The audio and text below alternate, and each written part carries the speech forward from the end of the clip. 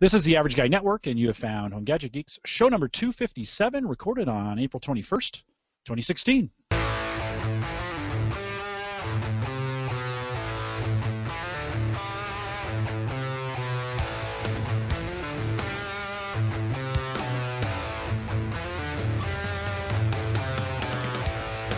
Here at Home Gadget Geeks, we cover all the favorite tech gadgets that find their way into your home. News, reviews, product updates, and conversation, all for the average tech guy. I'm your host, Jim Collison, broadcasting live from the AverageGuy.tv studios here in a very beautiful Bellevue, Nebraska. Great weather out here. Kind of reminds me of my days out in California, although that will change very quickly as the heat comes in here to the Midwest, and it's not like the West Coast at that point. Of course, we post the show each week with world-class show notes out at the AverageGuy.tv. You can also join us live on the new mobile app if you want to get subscribed to that. Very easy to find now. We've made it just drop dead simple. Just go to homegadgetgeeks.com. Both buttons are there. And now with the new Google Play for Music, or Google Play Music, I think it's what it's called, that app or our podcast will soon find its way into the Google Play Music ecosystem. I'm not sure that, Mike, I'm not sure that's actually going to matter for podcasters. Do you think, with this new Google Play? I was wondering about that. I got the email saying mine was in there, and I was going to go over there and check and see how many. I'm not sure it's going to matter, but it's available everywhere. The easiest way to get it, we have two apps. You don't have to find or hunt for it. HomeGadgetGeeks.com. Both iPhone and Android apps are available for you. Home Gadget Geeks, of course, is a part of the Geeks Network. Find the link to this podcast as well as all the other ones. And Mike, have you made an announcement about your podcast yet? Or is I have not. Okay, so well, no, it's okay. I mean, can you make your announcement here? Sure. Yeah, we'll talk about it at the end of the show. Yeah, I'll talk about it at the end of the show. Yep. So we're part of the Geeks Network. Find everything, this podcast and a bunch of other great ones out at thegeeksnetwork.com. All right, we've got a great podcast ahead for you tonight, and you guys know we like to kind of interview and introduce and work with folks that make their own gear, work with their own gear, small businesses where they have less than 25 employees. That's kind of our sweet spot. And so Anonabox has agreed to come on and be a part of the program. And we have with us two of their senior guys with us tonight. August Germar. Did I pronounce that right? Yeah, you did.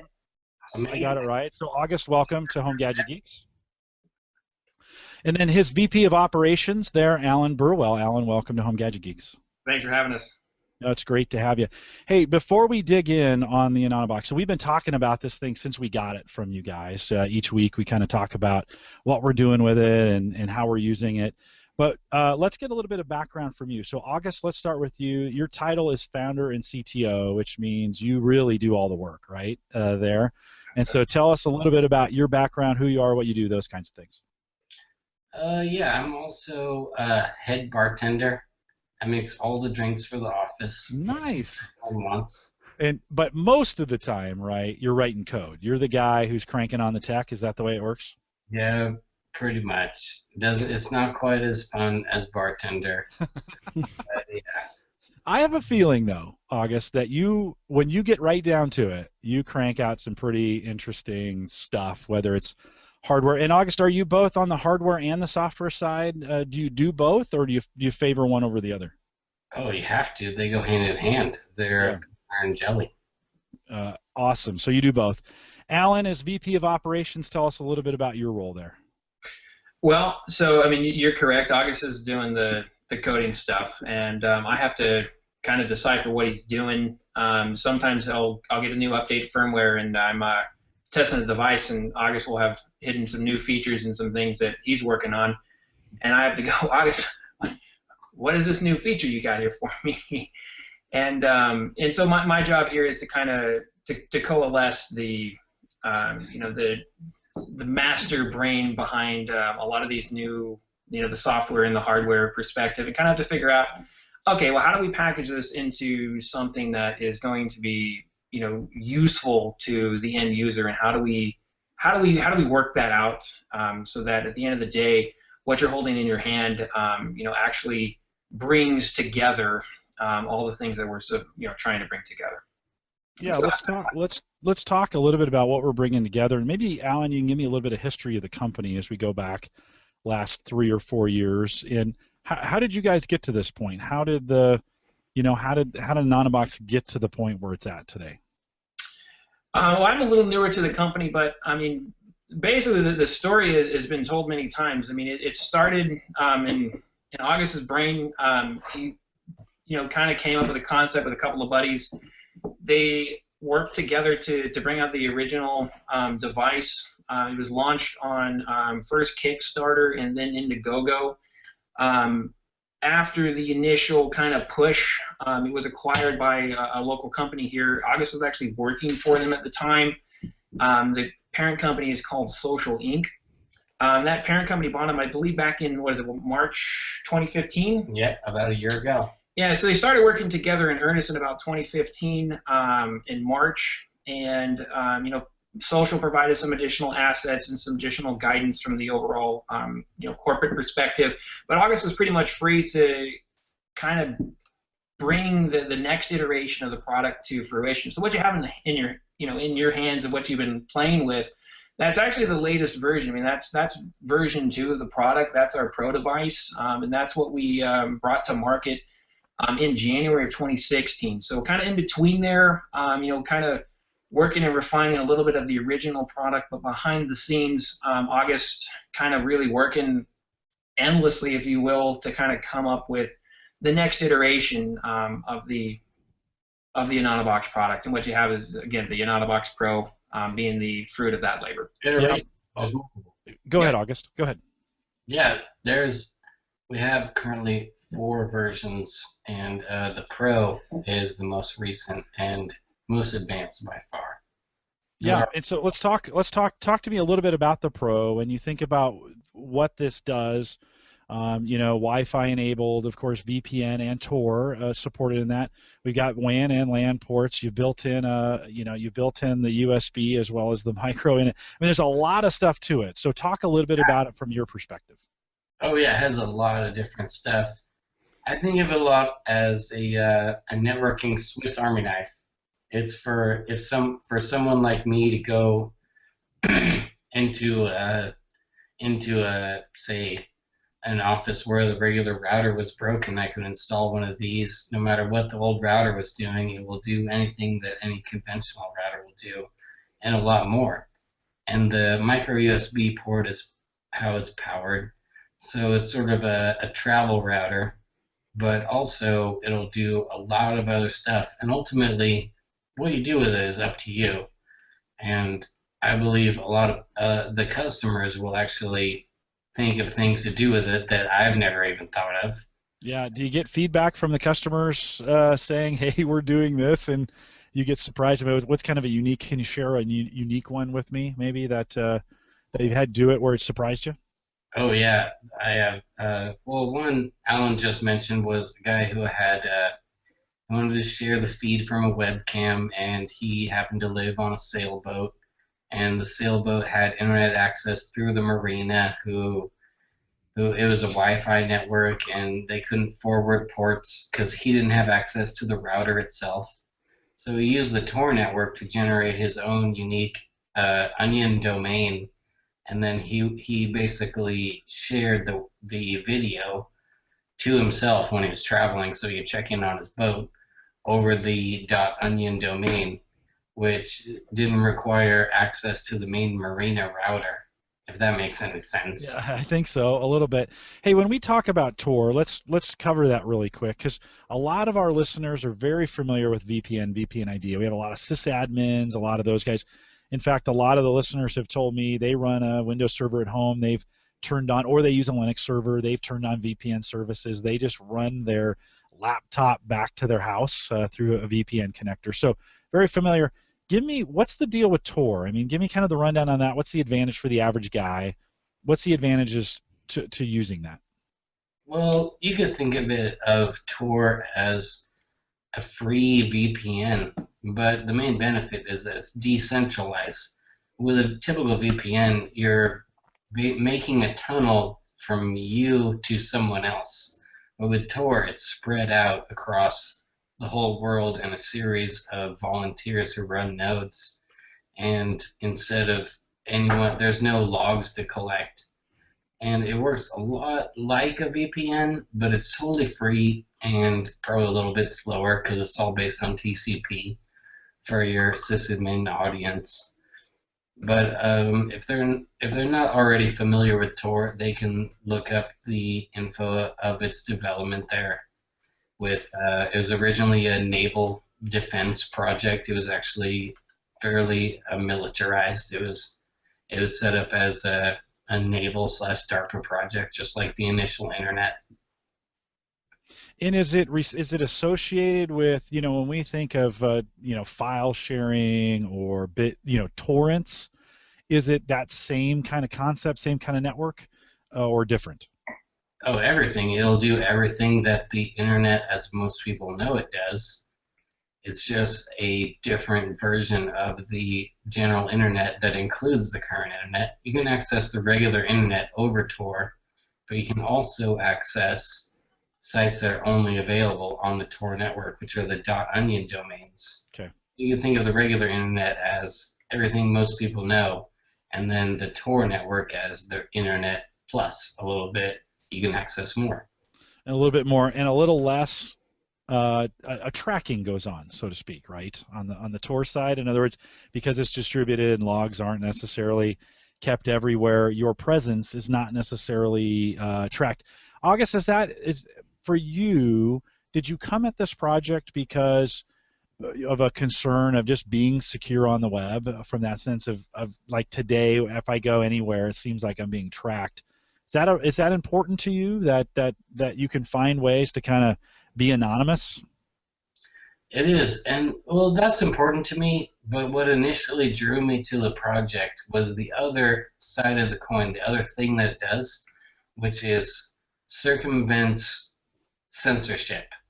The original idea was if you had a hypothetical network where some sites are censored, say you can't get to Facebook, we make a device where you can still get to Facebook using Tor. And that was the premise that it was originally built on, bypassing censorship, freedom of speech, essentially. And what I perceive as also a side effect is you have your anonymous going through. It's basically two sides of the same coin. Those are the two main things that it does. And so the Pro, right? This is the first version that is Tor supported. Is that right? No, the original product ran Tor. I mean, it was more of a plug and play. The Pro is the first version of our devices that run Tor and VPN together on the same device, and you can actually layer them. You can run both Tor and VPN at the same time. So would that solve the kind of the exit node issue? Of, they kind of say that, okay, once it has to get out, eventually it has to leave the Tor network. Does the VPN, does layering it, does that help that issue? Yeah, you can do it. Well, it's up to the end user how they want to configure it. But one thing we built into the Tor portion of the admin interface is that you can specify exit nodes. So you can say, I only want to use Tor exit nodes that are located in Malaysia. And you can have all your traffic go through Malaysia, which makes it a lot more like VPN. Or you can also say, I want to use all of the exit nodes of the world except Malaysia, which makes it a lot more than even a regular VPN can provide. You can say, I don't care, just don't route my traffic through Malaysia. I'm just using Malaysia as a random example. So with our friends in China and them being blocked for the most part, right? Is that can we talk about that? I mean, is that one of these things? Can these get past the Great Firewall? Yeah, we can talk about it. Yeah. Because we live in the United States, we can talk about anything we want, right? That's part of the appeal. We can say, yeah, we are free to talk about whatever we want, but people in other countries are not, which I don't like personally. I like freedom of speech. Everyone should say whatever they think. Just like anyone is free to say, hey, I don't like your idea. And I think you should say whatever you're saying. Everyone should at least have their opinion heard. So go ahead, Alan. Well, I was just going to add to that. I mean, in concept, that's why the product is built. That's why we have it, is to get around censorship. So in theory, yes, that's what we're trying to do. We're trying to bring free speech to as many people as possible, and that's a great example of somewhere where speech is not free, right? And internet is one of the primary vessels for speech in this day and age. So yeah, we're trying to open up and free the internet. The thing is to answer your question directly, we have had some users that claim that they have been able to be successful using our device in mainland China. The problem is we can't verify that, and we haven't been able to send our own people there for a variety of different reasons to see if that happens. And quite frankly, sending devices there knowingly, it also proves a challenge. So there's business reasons why we can't really answer that question. But the thing is if our users want to try to take one there, I'm willing to place bets that it would work. Oh yeah, and we have different ways they can work around whatever the firewall of China is trying to block. It's really a cat and mouse game. It goes back and forth. Yeah. We have supported on the Anonabox what's called pluggable transports within Tor. So instead of, typically you'll see that someone, if you're trying to analyze the traffic, you'll see that someone's using Tor. You just won't be able to tell what they're doing on it if you're the ISP, if you're the Chinese government, for example. But with pluggable transports, you disguise the traffic so it looks like regular internet traffic with, say, OBFS4, which is one of the pluggable transports. And it looks like people are just accessing regular sites like Google, so they can't even tell that you're using Tor, which makes it more difficult to block. But it's really still back and forth. It's only a matter of time before China figures out a way to block that particular method. But it's a game of stakes, right? They raise, right? It is. And you'll see this with your VPN services. If your users are really, or listeners are familiar with VPNs, you'll have listeners that have had instances where their VPNs are being blocked by these certain systematic approaches to blocking this. I mean, like, there's just so many examples of this happening. I'm going to tease that we're partnering with a VPN provider for a new integration into our product. I will tell you if you're interested in who that is. Get in touch with us. We're not quite ready to divulge who that is, but I will say that this particular VPN partner is on the forefront of the technology to get around, or to, again, cat and mouse, the current VPN blocking capabilities that different systems will have in place.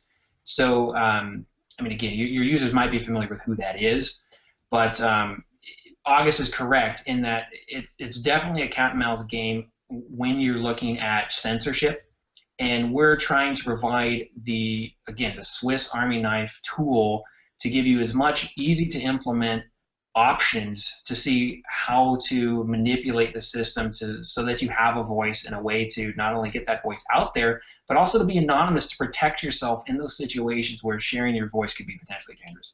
Yeah. Well, let's talk even practically. So say I'm not trying to be anonymous for a second. This is a really handy travel router that I can take with me, connect either hardwired in if I have a connection like in a hotel that has a hardwire. I could hardwire it in and serve all my units because, I take 4 or 5 Wi-Fi devices with me now when I travel, and they can all go through this, and I can take advantage of the hardwire. Or I can connect this to their Wi-Fi and make this, right, and run the VPN service through that. From a box perspective, August, when we think about the hardware in here, what kind of speeds does this support? What's the max speed I could push through this thing and expect? And I know it's dependent on the Wi-Fi on the other end or the internet on the other end, but let's just say for a second, all things being equal in that piece, what kind of do I get? Is there a penalty for using something like this when we think of speed? Well, if you want to talk about the maximum hypothetical speed for even, say, the Ethernet port, that's going to be 100 megabits per second. But no one in reality actually gets that. The maximum you're going to get is maybe, like 98%. The maximum for the wireless is going to be 300 megabits per second. But the main advantage is you're giving the example that you're traveling. It could be, even if it's not just you, you could have, say, 5 other people traveling with you as part of a team and say, all right, well, I'll use this hotspot. But yeah, the technical specs are the regular 100 megabits per second on the Ethernet and 300 megabits on wireless. And typically what we've seen when using Tor is that you'll notice a reduction of about 50% because of the overhead of the encryption. So you're looking at half the load times. But a lot of times your bandwidth is so high that you're not going to be able to even perceive the difference. Or if you can, you'll notice, the page loads a fraction of a second slower when I'm over Tor. Another thing, though, you could do, and a lot of people do, is that you set up your VPN and then you actually tunnel Tor over your VPN. So you have your initial VPN tunnel and your Tor tunnel going over that, which reduces your speed, but even then, the speeds that's available nowadays to most people is not much different it's a fraction of a second within page load time. The page loads a tenth of a second lower, and it's difficult. It's like trying to measure frame rates in a screen, the difference between 30 frames per second and 60 frames. The human eye can only see so much, But most of the time there is a noticeable difference if you're using, say, Tor instead of regular internet. So you guys sent me the Pro. Mike, we got you the tunneler, is that right? Yeah.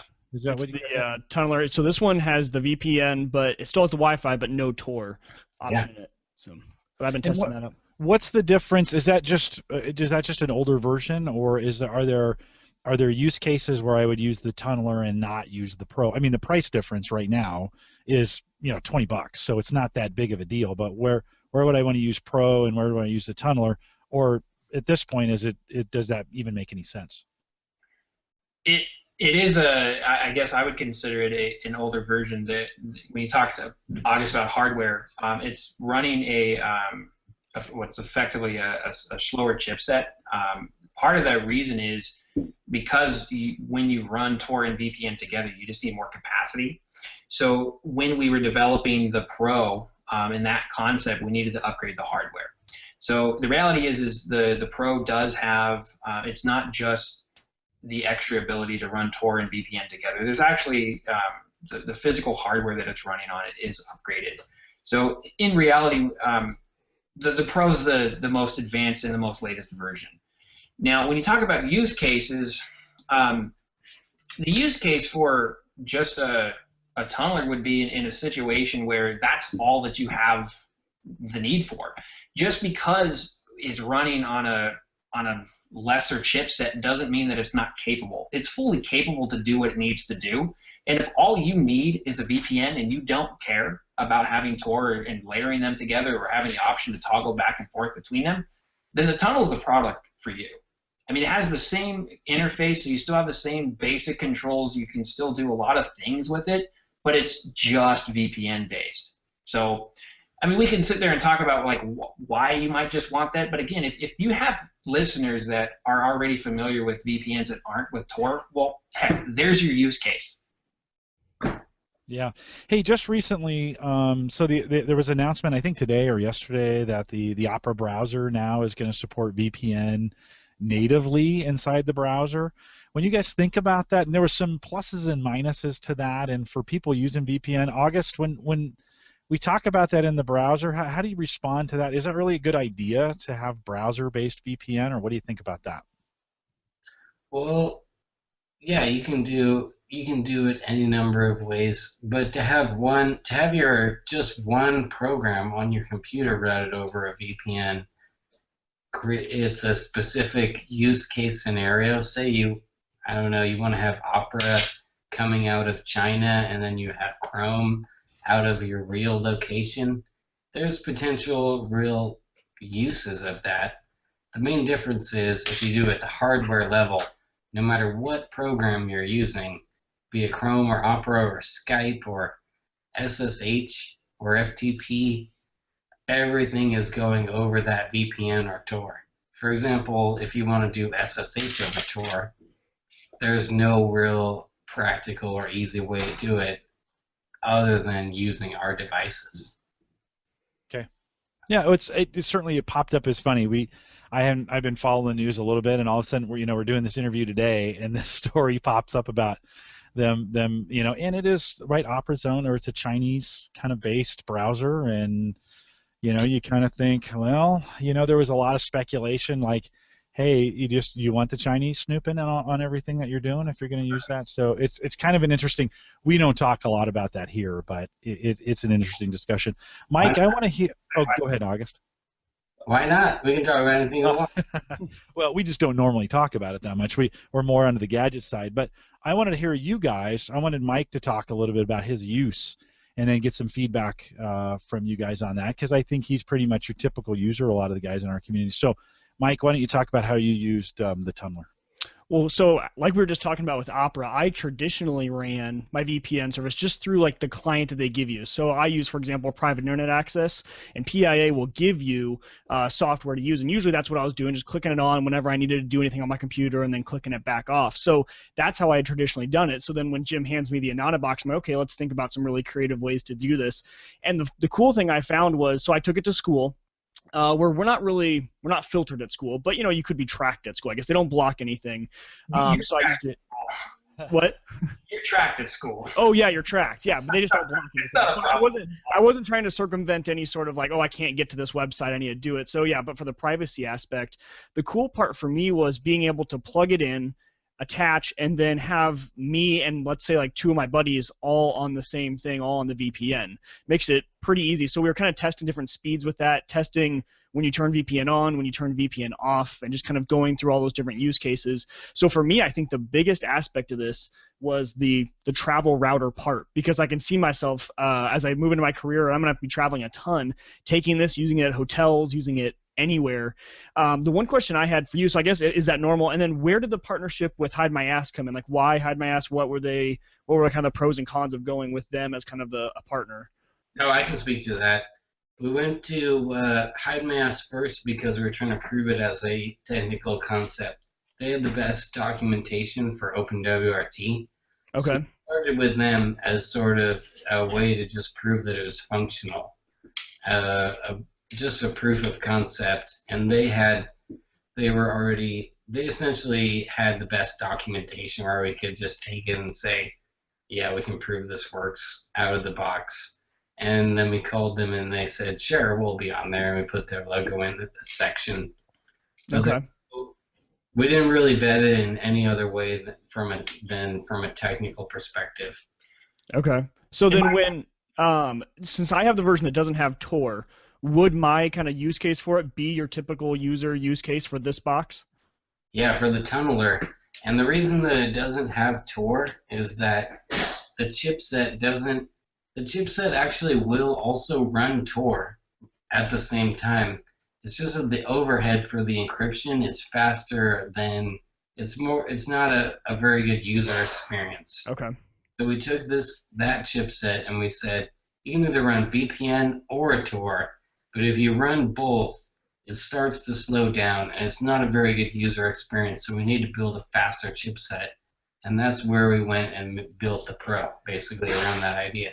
Yeah, because I didn't really hit any speed limitations when it was just me. So usually I will do the Ethernet, and most of the time I'm trying to even wire into the network. I try to eliminate any sort of Wi-Fi, and I think the only limitation I found was with your VPN provider. HMA was giving me, those speeds were pretty low, so I ended up switching over to PIA, and I get, 70 to 80, which is probably my theoretical maximum for my internet connection for my ISP. So for that chipset, it seemed to be working pretty well for just one user. Well, and Mike, that's what I wanted to touch on. So I'm kind of beating around the bush here a little bit about it, but we have OpenVPN on the devices, so it's theoretically possible for your savvy users to manually configure pretty much any VPN service. Yeah. Again, I always have the caveat because I come from the business perspective, and I am not the tech savvy person, so I respect the fact that is not an option for everyone.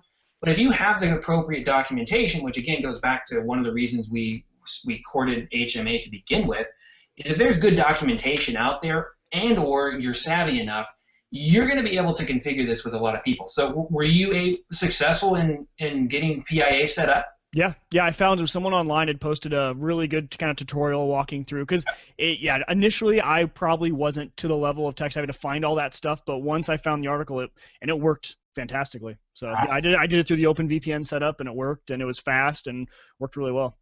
Awesome. Well, and so that dovetails into a couple of things. I mean, again, I'll reiterate, it has to do with the documentation. In PIA, we had a user that documented, that's probably who you found, and it's wonderful documentation, but I can't necessarily say that that's true across the board with all the VPN options that are out there.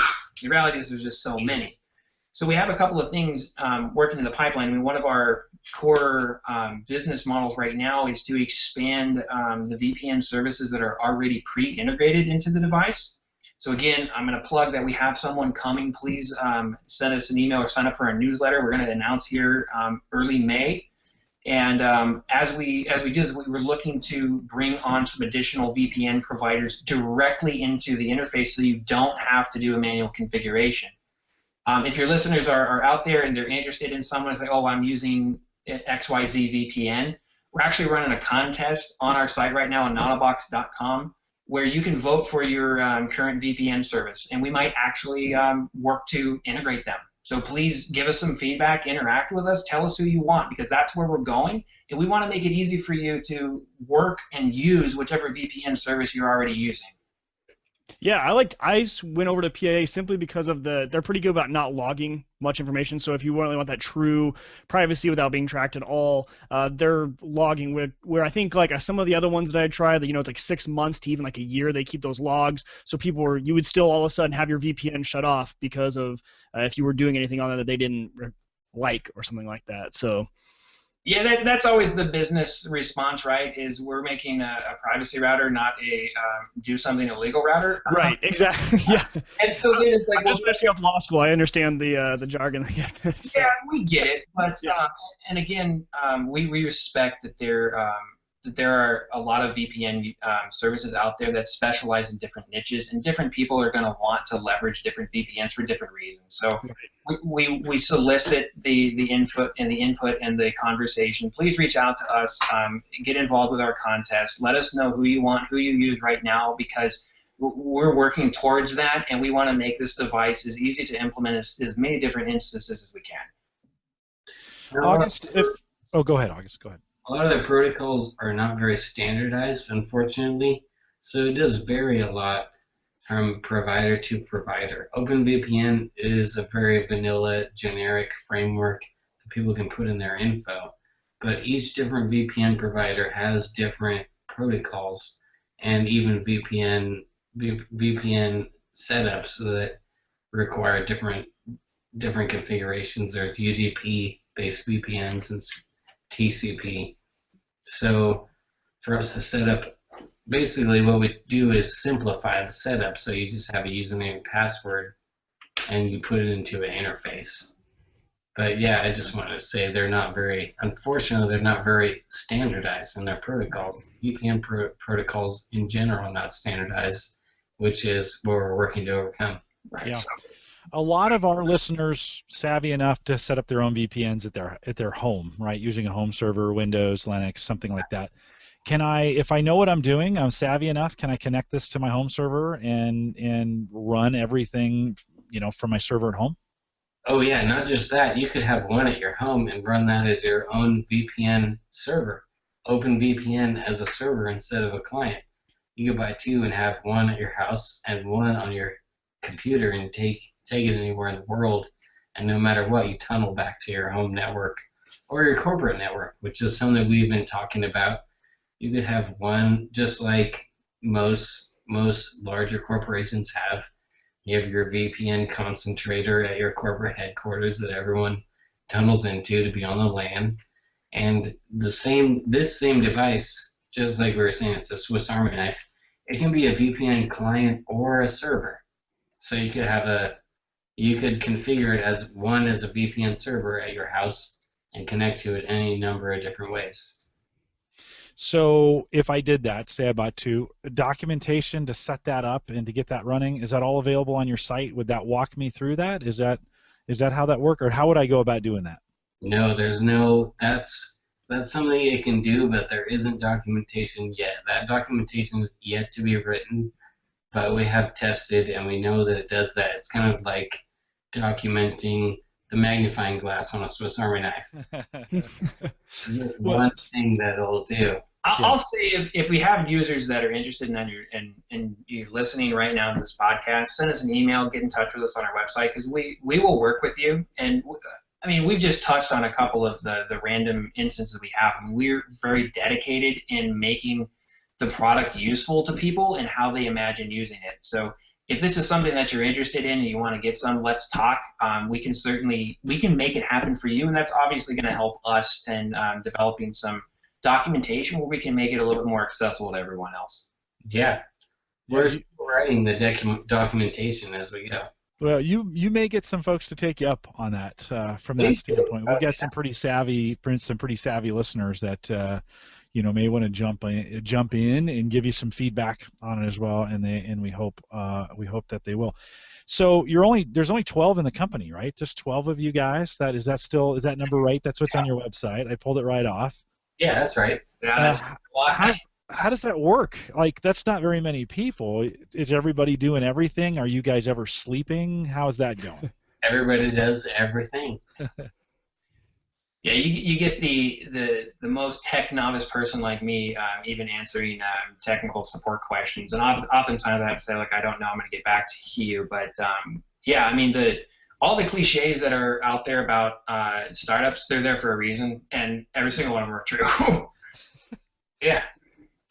Ultimately, we're a team. I'm guessing it's like the show Silicon Valley a little bit. If you watch that show, it seems to be. Everyone keeps bringing that analogy, and I'm really glad I don't watch it.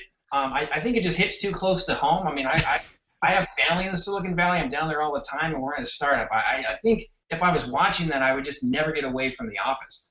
That's better on that show than here in reality. They're probably watching you guys and making the show based on it. Anything? So say that again, August. I was talking over you. Sorry. Sorry.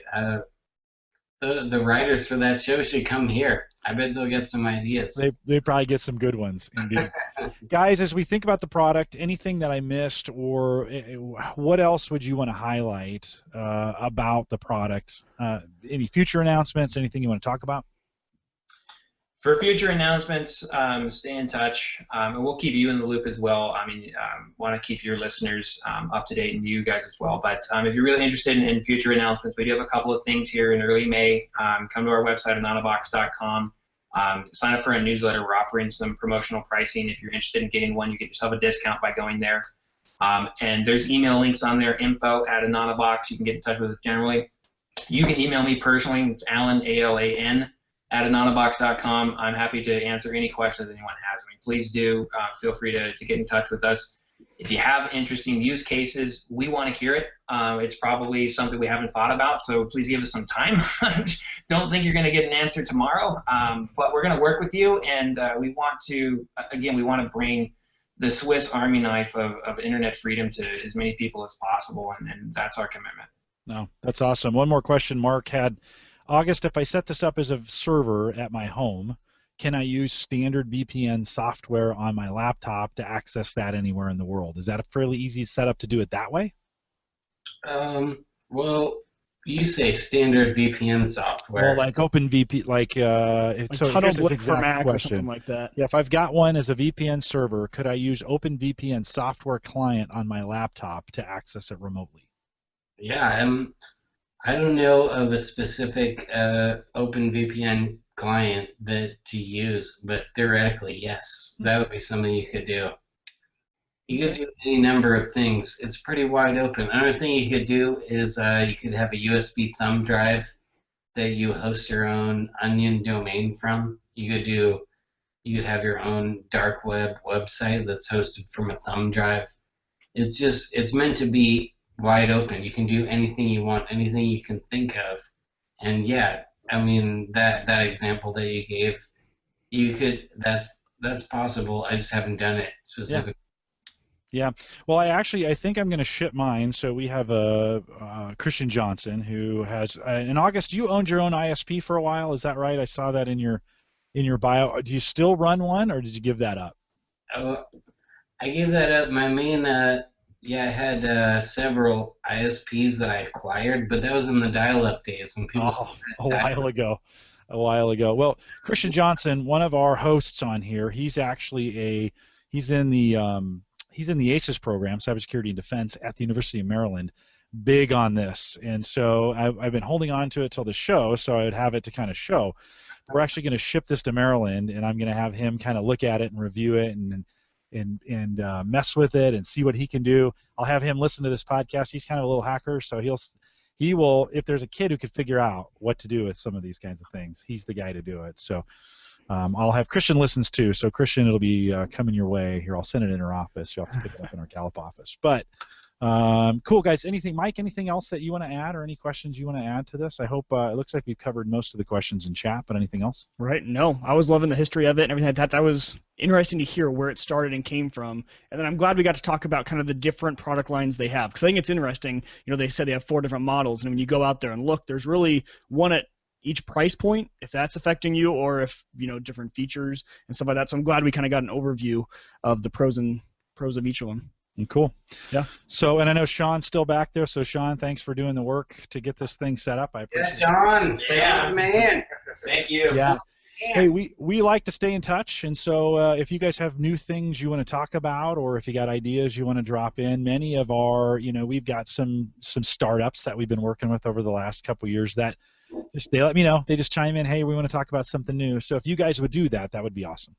We would really appreciate it, and we'll definitely keep you in the loop. This has been fun, and we really appreciate you guys' interest in taking the time to have us on. It's been a blast. Good. Yeah, one. We'll send, if you're going to send yours to your friend, we'll send you one so you can tunnel together, make a VPN between the two. There you go. Oh, There we go. All right, Look at that. I'll get Christian's address over to you guys. It might be easier just to go ahead and just drop ship that to him. Yeah, do that. And he would be, summer's coming up, so he have a little bit of time on his hands, and he would be more than interested in taking a look at it and seeing how hard he could push it. So that'll be that might be good for you guys. And we would love it. Cool. Well, guys, thanks for coming on. I appreciate it. Mike and I are going to hang around for a few more minutes. We'll let you guys disconnect. Stay in touch, and thanks for coming on the show. I appreciate it. Thanks for having us. Absolutely. Thanks. You bet. All right, take care. In August, enjoy the bartending. Thank you. All right, take care, guys. Thanks a ton. All right. That's a fun bunch. They are a fun bunch. Yeah. See, and I love that culture. When we went out to San Francisco for that trip my junior year with our BIA majors, I mean, all those different cultures of those places. I mean, that Silicon Valley show, and like he said, the stereotypes are not far off, and they're so much fun. And I just like you can tell they're excited about it. Every single one of them, even people who don't have a tech background, like he said he came from music, but he loves it. It's a lot of fun. Yeah, no, it's interesting. I think this is just such in the heart of our listeners, and Yeah. you know where it's that sysadmin, it's that it's this kind of this VPN gadget geek kind of thing. When I saw this initially when they contacted me, I was like, I don't know, VPN, I don't know. But then I started thinking about it. I'm like, no, I think this is a really good fit. So Well, I needed a travel router, so for nothing else than that, it is a fantastic. no, it is a travel great router. traveler. Yeah, and I think the tunneler $99, and Yeah, not bad. and that makes a pretty good.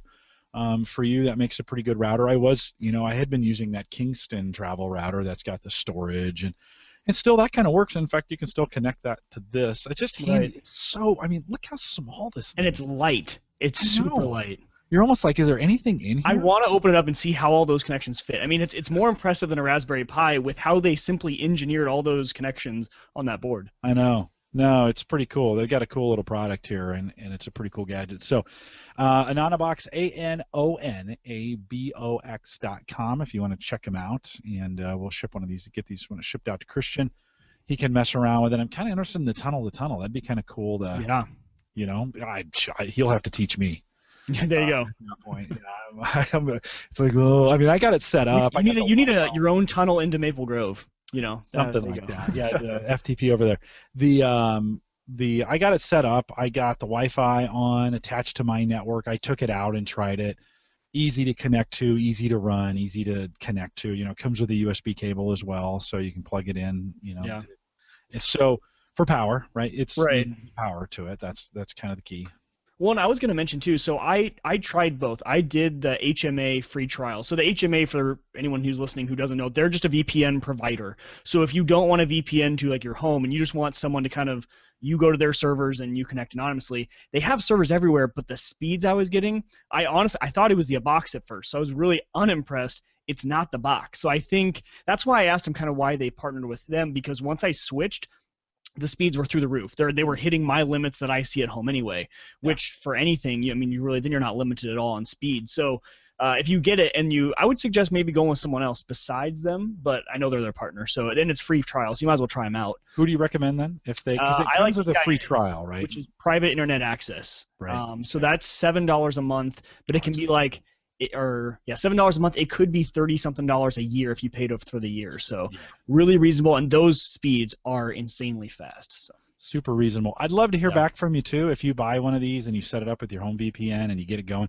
well, don't necessarily send it to me. Copy me on it. Talk to these guys. This is pretty cool that they're kind of bring it on. Hey, we want to hear from you guys. And it reminds me when we had Peter Hudson on from Shelfie. And he was like, hey, I want to hear about, we got these books. I want to hear about what you want. I want to hear about what you're doing and some of those kinds of things. So pretty cool I love this space. This is one of my favorite places to be because it's cool to be able to have some kind of input. So if you're listening to this, you've got a direct challenge. Give it a try. Look, the most expensive one, the Pro, is $120. So even the most expensive one is pretty reasonable, something to really give a shot at and give a try to. We'd love your feedback. They'd love your feedback. And if you come up with something cool, I bet you'll get featured in some kind of way. We'll feature you. Come up with something cool, we'll put it in a blog post and feature it here at theaverageguy.tv. And that would be pretty cool. So it does look like Sean says they ship to Canada as well. Perfect. So if you're up there, Mark, if you're up there, it looks like they'll figure out a way to get it to you. Yeah. If you are in Canada. All right, Mike, we have a new toy. Let's shift gears a little bit. We have a new toy in the studio. Okay. And I think I've hooked it into so hopefully we'll hear this. So let me give it a shot. And you probably didn't know, but the Echo has a Big Red app. Did you know that? Go Big Red. Did you know? I saw your tweet and I saw your show notes and I just enabled it. It's awesome. Yeah. So let's give it a try. Let's give it a try. Let's see. We probably don't want to get YouTube mad at us, so we'll play the fight song. So here we go. There you go. Echo, ask Big. I'm sorry. I messed it up already. It's always hard to do this on command. It is. Hold on. We'll have her stop. There we go. Echo, ask Go Big Red for fight song. Can you hear that? Yep. Yeah, so pretty cool. As we were going through it, Echo stop. Echo stop. There we go. She's a little hard of hearing sometimes. Really? We used Echo instead of Alexa because Alexa's upstairs. Right. And we named this one Echo. Yeah, the Echo, this dot has not been. You got to talk to it a little louder and a little more carefully. Okay. In that. Good to know. And, but other than that, how's it working for you? Oh, pretty good. Let's try another one. Echo, ask Go Big Red for touchdown Tommy Frazier. And an option to the right. Tommy on the keep, turns the corner, 25-30. Eludes a tackler, 35. Tommy Frazier, 37, 38, 39, 40, 45, 50, 45, 40, 35, 30. He's going to go. Holy cow. Touchdown, Tommy Frazier. Man, woman, and child. Yeah, no, that one's on there too. Oh, that one is on there too, but it kind of fun to, so it does the standard stuff, Echo, what's the weather tomorrow? Tomorrow in Bellevue, there will be lots of sun, with a high of 68 and a low of 47. Not bad, a Chamber of Commerce day. So is this coming through the aux out then? Is that how you're? Aux in. No, tape in is how I'm. Or sorry, I meant from the dot though. We're not just hearing that from the speaker into any microphone. That's actually because that's the coolest part about the dot, is that you can wire that into your speakers or home audio. Yeah. And it's sweet. Now we can't. Unfortunately, you can't give her commands because I don't have it wired that way. Yeah. Right. I guess I could probably turn up the speakers here, and it's right close, and you could probably do the commands. But it's one of those kinds of things that I'm kind of hoping. As we think about, you can say, hey, Echo, what's the temperature, or Echo, what's the temperature of the sun? Different parts of the sun have different temperatures. The surface is around 10,000 degrees Fahrenheit. It's pretty hot. 6,000 degrees Celsius, while the core is between 23 and 29 million degrees Fahrenheit. 13 to 16 million degrees Celsius. That'll heat you up. So it's that kind of stuff as it gets better. And one of the things I'm going to add to Home Gadget Geeks is at the end of the show, we'll do a little Echo segment. Each week they come out with new things. Yeah.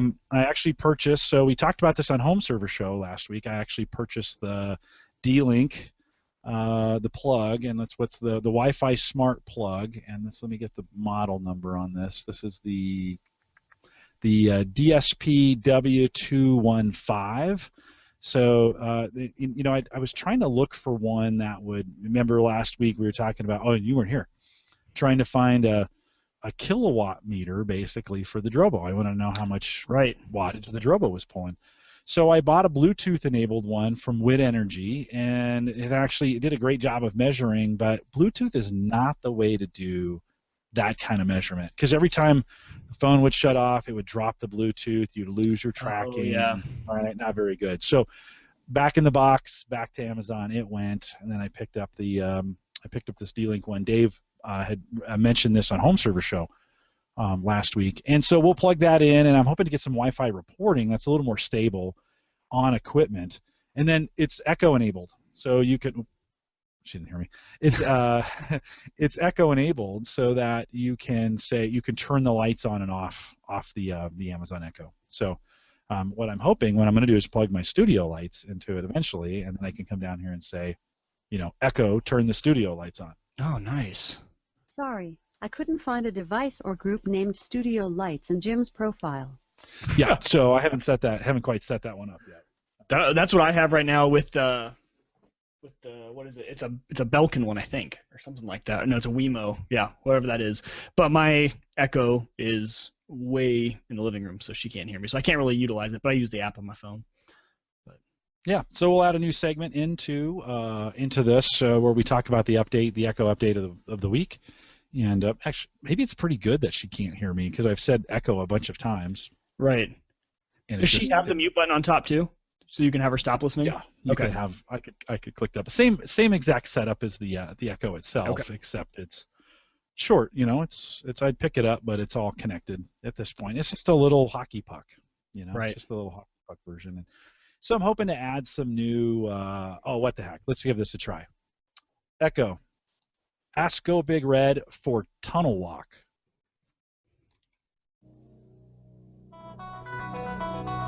Yeah, this is the good one. Oh, but yeah. I should say Echo stop. Echo stop.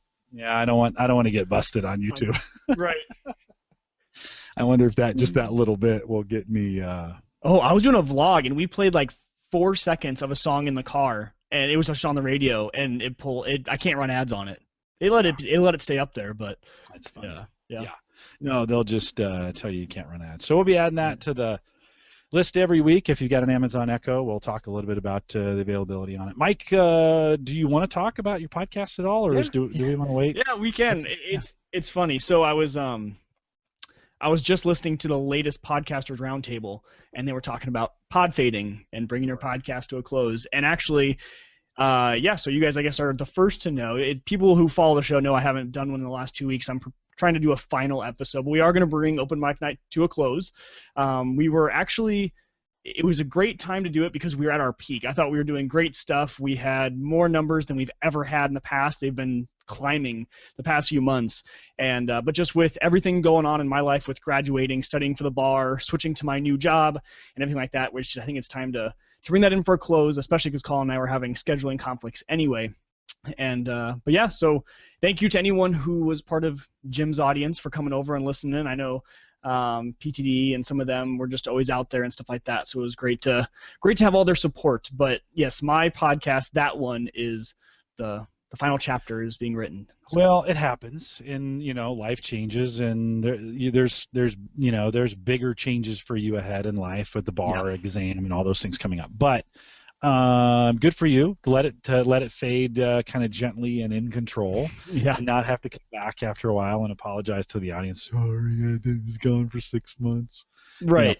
What? But you're gonna still join me here on Home Gadget Geeks as much as you can. And that's what that's why I'm trying to prepare this last episode to kind of let people know the changes of open mic night is ending, but that doesn't mean everyone knows that Suit and Scrubs is like a once every 4 to 5 months podcast anyway, so that's not anything different. Because Hannah and I were like, we're still doing that even though it's been since January, but still going to be here on Thursday nights. I love this podcast. I will stay here as long as it's possible. And then really, I guess I was going to tell people too, if they want to still be updated on my life, because I found out that some listeners, and they said this on Podcasters Roundtable too, really sometimes just come to like catch up on what I'm doing, not even listen to Apple stuff. So my YouTube channel, we're doing vlogs over there. I'm going to still do tutorials and stuff like that. So that's kind of where most of the stuff will be now, besides Suit and Scrubs. So why don't we bring the best Apple stuff here, and we'll just make it a segment. I mean, it's a gadget podcast, so it won't be Apple focused from that standpoint. But if this can be an outlet here, we can do a quick rundown of just very quick top Apple news, maybe once a month or something like that, twice a week or twice a month. You can, in the show notes, just put some Apple focused stuff, and we can kind of come around to it and talk about it, and we'll segmentize it, so to speak, and that way you can still get your Apple fix. I feel bad. One, I've turned you into a Microsoft guy, and then two, you're not going to be able to get your Apple fix. And it's weird doing this. It's not. Emotional is not the right word. It is a little bit. You're kind of killing your baby a little bit. Something that you kind of grew and started and stuff like that. So it's it's difficult, but it's still fun. I'm glad I'm your co-host because I still I couldn't not podcast. Yeah. There's no way. I had to make changes though. There was just no way to keep continuing, doing 2 podcasts, and especially just trying to plan one on my own and do everything. It just wasn't possible at the time. So I'm glad I still get to podcast with you over here. And that sounds fun if we want to bring the Apple stuff here. Yeah, we'll bring it. For sure. Why wouldn't we? We'll bring it in, and when it's appropriate, we'll skin it. We'll slim it down a little bit, and that's the right way to do it anyway. Because Apple's very tight-lipped. It's all rumors, and then there's never much big news. So every once in a while, we can bring it in when it's relevant. We can cover it from an average guy. Let's ask Colin if he'll pop in with you every once in a while. If we have a big Apple update to do, we could get Colin to. Yeah, I'm sure he'd love to jump in and join us. He got a mic and all that other stuff. You want to make that go to good use. So No, we'll make that transition. That'll be kind of cool. So, congratulations, Mike. You've now graduated into the big boys league of shutting down a podcast. I mean, that takes some guts to be able to do that. And so, all very cool. Yeah, there'll be one final episode that I will put out at some point here very soon to kind of let everyone know officially. And right on. Cool. We'll remind you. That Echo. The Echo skill, which needed to be enabled, right? So each week we're gonna bring in skills and new things that the Echo can do. That new skill is called the GBR. So if you're from Nebraska and you've got an Echo, and actually Recluse in chat just said he said he picked one up. Yeah, he's got one.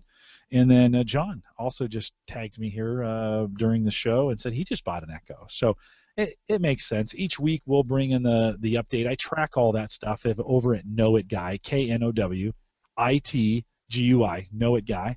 If you go to knowitguy.com, I have an Amazon Echo Know It guide that's out there. Every single week I take their email updates and I just copy and paste them into the blog. You have them all there. If you want to see everything they put out via email, they're all listed there. You don't even have to worry about getting the email. You can just head over there weekly and get it done. We'll highlight that and we'll demo it right here on the program. The whole reason I bought this thing was to bring it into the podcast. So I'm kind of hoping that as it gets better and some of those kinds of things, hopefully by next week we'll have the studio lights working and I'll be able to tell, like I said, the device to turn on and off the studio lights.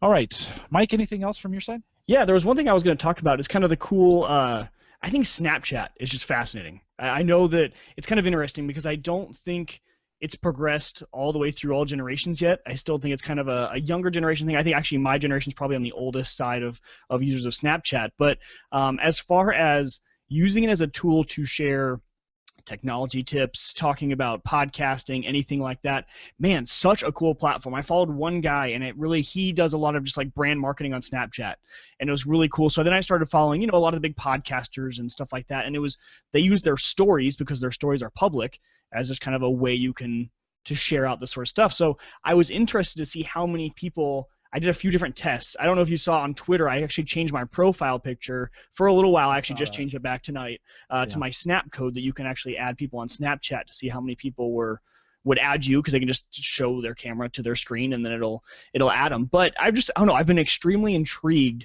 and I got my dad onto Snapchat, and I kind of showed him the stories and stuff like that, and then it's a fun way to communicate with him.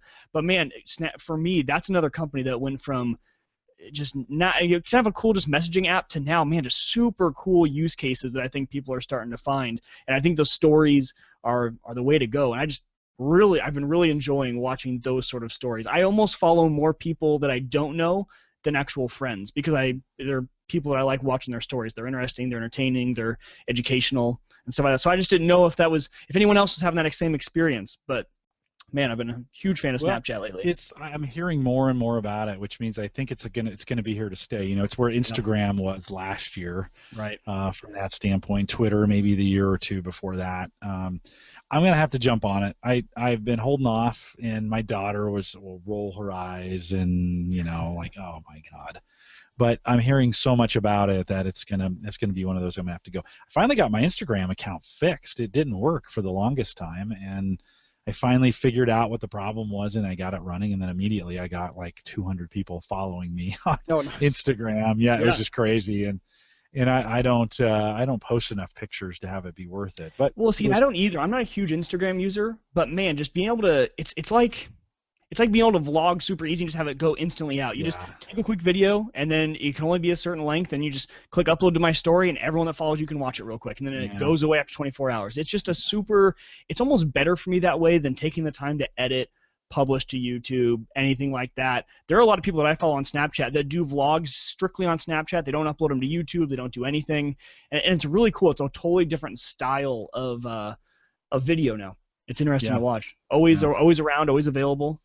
Well, it's worth trying. I mean, it'll be and then be surpassed by something different, in the way that goes. So it's the darling until it's not.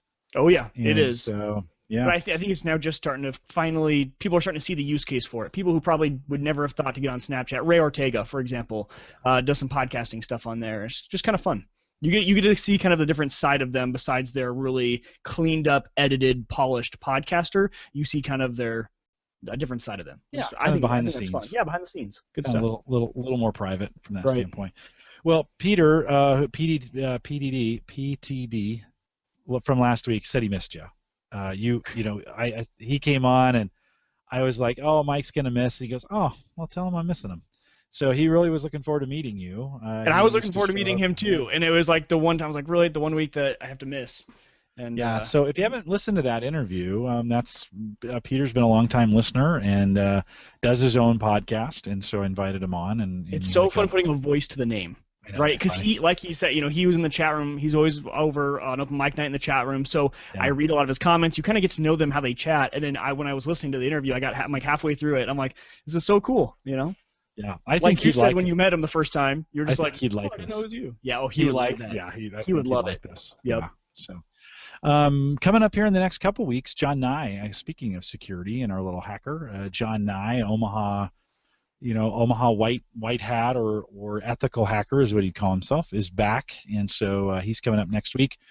Paul Braren is back in, and I'm sure we'll talk some VPN work and some other things that Paul's doing. Paul's tinkertry.com, I think that's the right site, is doing very, very well, and so if you haven't checked that out, you can check it out in advance of the show 2 weeks from now. 3 weeks ago, 3 weeks from now, Mike, you're out, but I have Shauna Dorsey coming in from Omaha. She's the director of the code school, of the Interface Code School here in town. Really interesting story. Brings diversity to the program, which honestly we kind of need. Right. And so both African American and a female, which she'll be the first on there, not first female. And so Shauna will be on it. She's just become a really good friend of mine, and has a real passion for geekery and code. And I think it'll be kind of fun to hear her story and what's going on here in Omaha. And then you can't miss this one, Mike. May 19th. So Emily and James from the Classy podcast, I think it's Classy Little Podcast, are coming on. They do this really cool. If you haven't checked it out yet, you need to. Emily's always in our last couple weeks. Is she out there tonight? No, she's not out tonight. She's been joining us for the last couple. They do this podcast. It's like, toast a drink to this, and they talk about all these the variety of topics.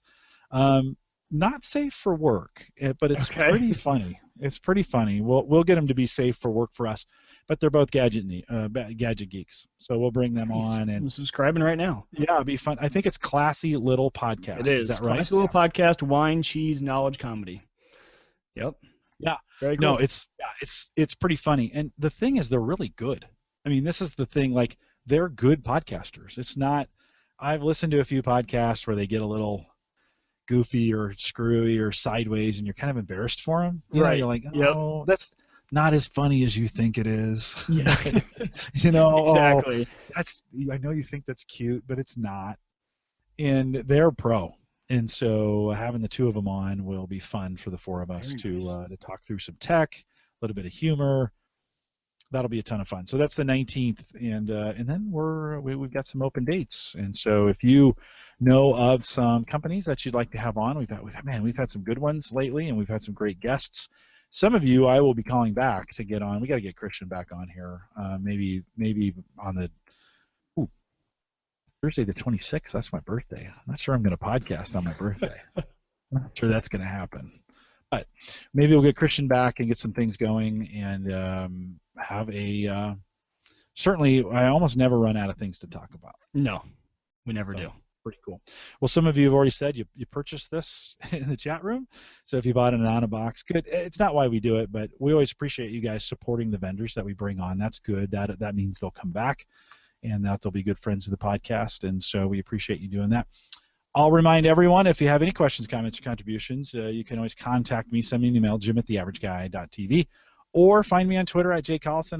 That account, I've ramped that up a little bit, about 3,400 followers or so on Twitter at this point. And yeah, I've been trying to be more targeted about that, Mike, and just find some folks that may be interested in listening instead of just blasting everybody.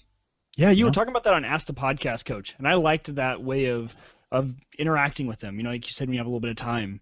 Talking to them, talking directly to them. Actually, just trying to talk. If follow them, I actually try to look at their profile.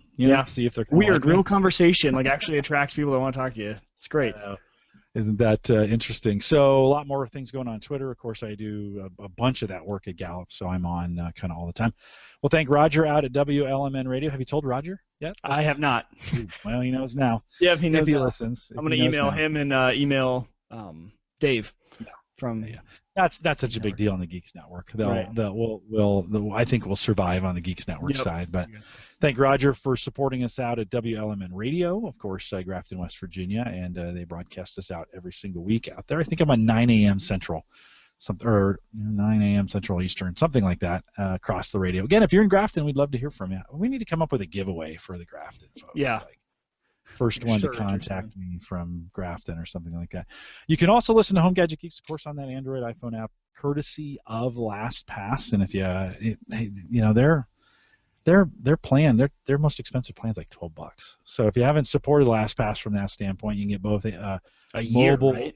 Yeah, a year. Yeah, it's a year. It's crazy cheap. We'll have Amber back on later in the summer and kind of catch up with them, see how things are going with LogMeIn. But we want to thank LastPass for their sponsorship of the mobile app, and of course it's made available and streaming right now on Spreaker, right over there, and it seems to work well. I get a note that 9 or 10 of you listen to it on Spreaker every week live, which is crazy, and so we appreciate Spreaker for their work out there as well, and of course thank LastPass, LastPass.com. Thanks for using the Amazon affiliate link, theaverageguy.tv/Amazon. And I know I promised the newsletter, but I think I'm going to can the newsletter, Mike. Really? Yeah, I just can't get it done. Things are so busy, I just can't get it done. And why do I keep promising it when I know I can't get it done? We are live out here every Thursday, 8 p.m. Central, 9 Eastern, out at theaverageguy.tv/live. Got some cool stuff coming up for you. PTD just checked in the chat room. He must have heard us talking about him.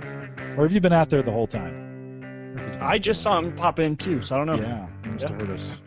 He must have heard us talking about him. With that, we'll say good night, everybody.